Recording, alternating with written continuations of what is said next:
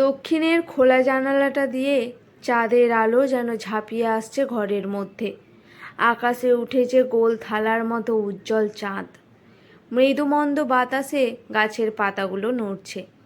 লীলা চুলটা ভালো করে বেঁধে আনমনে দাঁড়িয়ে আছে খোলা জানালার পাশে।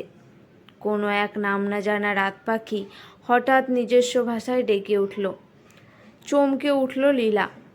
তারপর একটা বাতি জ্বালিয়ে টিনের বাক্সের মধ্যে থাকায় একটা খাতা পেন নিয়ে লিখতে বসলো সে। লেখাপড়া বলতে লীলা প্রাইমারি স্কুলের গণ্ডি পেরোয়নি। প্রাইমারি স্কুলে একবার ভালো ফল করার জন্য উপহার স্বরূপ লীলা পেয়েছিল একটা গল্পের বই। সেটা সে আজও যত্ন করে তুলে রেখেছে। পড়তে পড়তে গল্পগুলো মুখস্থ হয়ে গিয়েছে। কিন্তু মন খারাপের সময় লীলা ওই গল্পের বইটা নিয়েই বসে পড়ে এখনও। লীলার ইচ্ছে ছিল অনেক লেখাপড়া করার, কিন্তু সবসময় ইচ্ছে থাকলেই তো আর উপায় থাকে না। বাপ মা হারা লীলা কাকা কাকির কাছেই মানুষ। লীলার বাবার নেহাত কম কিছু ছিল না। একটা ছোট মুদির দোকান, 2 কামরার ঘর, কয়েক বিঘা জমি সবই ছিল। লীলার বাবা মায়ের মৃত্যুর পর লীলার সাথে সাথে লীলার বাবার সব সম্পত্তির দায়িত্ব নিয়ে নেয় লীলার কাকা জগদীশ।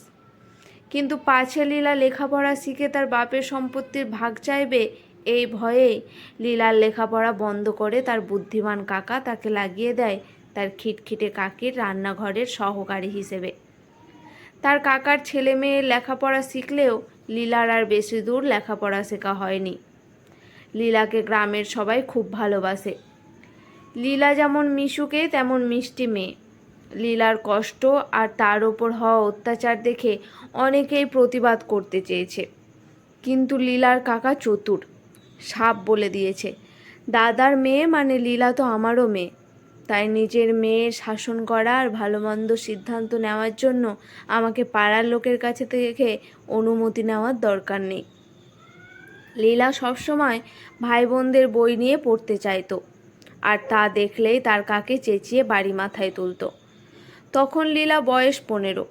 লীলার কাকা লীলাকে শহরে ঘুরতে যাবার নাম করে নিয়ে যায় শহরে। তারপর এই রায়বাড়িতে এসে রেখে যায় তাকে। যাওয়ার সময় বলে যায়, তোকে এ বাড়িতে রেখে গেলাম, খাওয়া পড়া সব এরাই দেবে, কাজ তেমন কিছু করতে হবে না, ওই টুকিটাকি গিন্নি মায়ের হাতে হাতে। লীলা হতভম্ব হয়ে যায় কাকার এই ব্যবহারে। কান্নাকাটি করে বাড়ি ফিরে যেতে চাইলে কাকা রক্তচক্ষু দেখিয়ে বলে, ধাড়ি মেয়ে, ঘরে বসে কারি কারি গিলবি সেটা হচ্ছে না, খেটে খা। আমার ঘরেও একটা মেয়ে আছে, তার বিয়ে দিতে হবে। তুই ঘরে থাকলে ওর বিয়ে দিতে পারবো না, লোকে নানা কথা শোনাবে। বলে চলে যায় লীলাকে রেখে। লীলা প্রথমে খুব কান্নাকাটি করছিল, তারপর আস্তে আস্তে মানিয়ে নিতে শুরু করেছিল। লীলার থাকার জায়গা হয়েছিল চিলেকোঠার ঘরের ভাঙাচোরা জিনিসের মাঝে একটা ছোট্ট তক্তাপোষে। বাড়িতে লোক বলতে রিটায়ার্ড রায়বাবু আর তার স্ত্রী। এক ছেলে বিদেশে থাকে, বছরে একবার আসে। রায় গিন্নির যাবতীয় সাহায্য আর ঘরের কাজ করে লীলা। সারাদিন ঘরের কাজ করে চিলেকোঠার ঘরে চলে আসতো সে। তারপর নিজের দুঃখ যন্ত্রণার কথা লিখে ফেলতো খাতাটা বার করে। এইভাবে একটা বছর কেটে গেছে, কিন্তু এখন জুটেছে এক নতুন বিপত্তি। মাঝে মাঝে রাত বিরেতে রায়বাবু হানা দেয় লীলার ঘরে। কখনো নিজের স্ত্রীর অজান্তে কাছে পাওয়ার কামনা বাসনা জানায় লীলাকে। লীলা নিজের বাবার বয়সী লোকের এরকম আচরণে শিউরে ওঠে। হুমকিও দিয়ে যেতে ভোলে না রায়বাবু। গিন্নিমাকে কিছু বললেই তোর কি হাল করব নিজেও ভাবতে পারছিস না। মাঝে মাঝে লীলা ভাবে পালিয়ে যাবে সে ওখান থেকে, কিন্তু কোথায় যাবে ও? ও শহরের পথঘাট কিছুই চেনা নয়। ওর কাকা যে কত গলি পেরিয়ে ওকে এনেছে তারও কোনো মানে নেই। বাড়ি ফিরে গেলে হয়তো কাকাও তাকে ছেড়ে কথা বলবে না। ওকে তো এ বাড়ি থেকে বেরোতেও দেওয়া হয় না কখনো। এইভাবে বন্দি অবস্থায় কেটে গেছে 3 বছর। রায়বাবু এখন অসুস্থ, তাই রেহাই মিলেছে লীলার। বড় দোতলা বাড়ির পাইপ বেয়ে বেয়ে ওপরে উঠছিল শিবু। ওর কাছে খবর আছে এই বাড়িতে 2 বুড়ো বুড়ি থাকে, টাকা নাকি প্রচুর এদের। ভালোই দাও মারা যাবে আজকে, এরকম ভেবে মনটা খুশিতে ভরে উঠল ওর।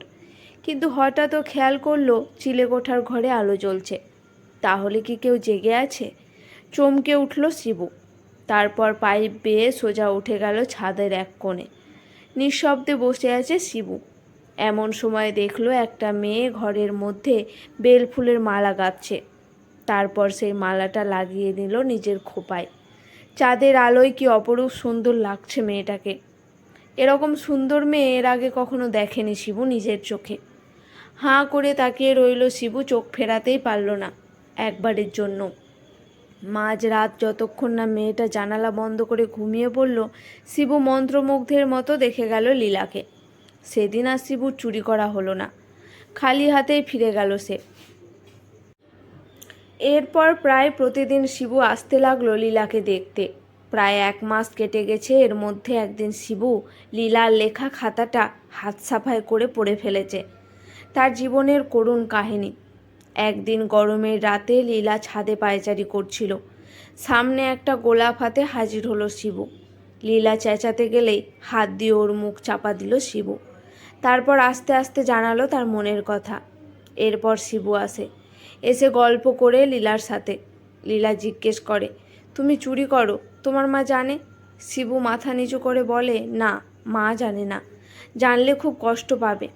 লীলা বলে, তুমি সব ছেড়ে দিয়ে কষ্ট করে রোজগার করতে পারো না? শিবুর চোখে জল। বলল, করতাম তো কাজ, কিন্তু চোর বদনাম যে আমার কোনোদিন খুঁজবে না। বাবা মরে যাওয়ার পর লেখাপড়া বন্ধ হলো। ছোটবেলায় খিদের জ্বালায় কখনো দোকান থেকে খাবার চুরি করে, কখনো কারোর বাড়ির থেকে ঘটিবাটি চুরি করে সেই টাকায় পেট ভরিয়েছি নিজের আর ভাই বোনদের। কিন্তু বড় হয়ে যখন বুঝতে শিখেছি, তখন আর কখনো চুরি করতাম না। কিন্তু বদনামটা থেকেই গেল। আমার মায়ের পরিচয় হলো চোরের মা হিসেবে।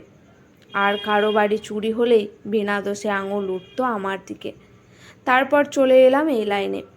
রাগে দুঃখে বদনামটাকে পেশা বানিয়ে নিলাম। আমার মতো অনেক ছিচকে চোর আর আমি একসাথে থাকি এখানে। মা জানে আমি কাজ করে টাকা পাঠাই। একদিন রাতে লীলা একটা পুঁটলিতে নিজের জিনিসপত্র নিয়ে শিবুর সাহায্যে নিজেকে মুক্ত করলো নিজের বন্দি জীবন থেকে। মন্দিরে নিয়ে গিয়ে শিবু রাঙিয়ে দিল লীলার স্মৃতি। তারপরের দিন সকালে বাড়ি নিয়ে চলে গেল লীলাকে। শিবুর মা লীলাকে বুকে টেনে নিল, বরণ করে ঘরে তুলে নিল লীলাকে। শিবু এখন নিজের বাড়ি থেকে কাজ করে সংসার চালায়। কিন্তু আশেপাশের লোকের কাছে লীলা পরিচিত হলে চোরের বউ নামে। শাশুড়ির চোখের জল আর বরের দুঃখ দেখে মনে মনে সব মানুষগুলোকে ভালো রাখার উপায় খুঁজতে লাগলো লীলা। এর মধ্যে রায়বাবু সুস্থ হয়েছে খবর পেয়ে শিবু এক রাত আবার হানা দিয়েছে রায়বাড়িতে। না, চুরি করার জন্য নয়, একটা আধলা ইট নিয়ে সজোরে ছুঁড়ে মেরেছে বুড়োর মাথায়। রক্তে ভেসে গেছে চারিদিক। মরেনি, তবে সে গুরুতর আহত হয়েছে। একদিন রাতে লীলা বলল, এখানে থাকলে চিরকাল তোমাকে বিনা দোষে লোকের খারাপ কথা শুনতে হবে। তার থেকে চলো দূরে কোথাও গিয়ে নতুন করে ঘর পাতি। কিন্তু কোথায় যাব? লীলা হেসে বলল, কেন, আমাদের গ্রামে। খুঁজে বার করতে পারবে না আমার বাড়ির ঠিকানা? তারপর লীলা সপরিবারে চলে এলো নিজের গ্রামে। গ্রামের লোক ছুটে এসেছে তাদের আদরের লীলা আর তার বরকে দেখতে। লীলা সেজো কাকাকে গিয়ে বলল, আমি আমার বাবার একমাত্র মেয়ে, আমার বাবার সব সম্পত্তি ফিরিয়ে দাও, না হলে আমার সাথে যে অন্যায় তুমি করেছো তা আদালতে জানালে কঠিন শাস্তি পেতে হবে তোমাকে। ছোট থেকে তোমাকেই অভিভাবক হিসেবে জেনেছি, তাই জেলে পাঠাতে চাই না তোমায়। লীলার কাকা ভয় পেয়ে ফিরিয়ে দেয় লীলার সব কিছু। এখন রোজ সকালে শিবু বউয়ের হাতের খাবার খেয়ে কাজে যায়। শিবুর মা সেলাই মেশিন নিয়ে হাতের কাজ করে। শিবুর বোন আর লীলা ওর বাবার দোকানটা নতুন করে শুরু করেছে আবার। শিবুর ভাই লালু জমিতে বিভিন্ন সবজি চাষ করতে ব্যস্ত থাকে সারাদিন। সুখের সংসার এখন লীলার। সবাই খুব খুশি। ওর শাশুড়ি লীলাকে বারবার বলে, তোর জন্য আমরা নতুন জীবন পেলাম মা। লীলার এখন পরিচয় চোরের বউ হিসেবে নয়, শিবুর বউ হিসাবে। যে ছেলেটা সারা মাস কষ্ট করে রোজগার করা টাকায় লীলার জন্য কিনে আনে শাড়ি কিংবা কাঁচের চুড়ি। জ্যোৎস্না রাতে লীলার কোলে মাথা রেখে শুয়ে শিবু আপন মনে বলে, ভাগ্যিস সেদিন চুরি করতেও বাড়িতে গিয়েছিলাম, তাই তো পেরেছি এই সুন্দর মনটাকে চুরি করে নিজের কাছে রেখে দিতে। আজকের গল্পটি কেমন লাগলো অবশ্যই জানাবেন।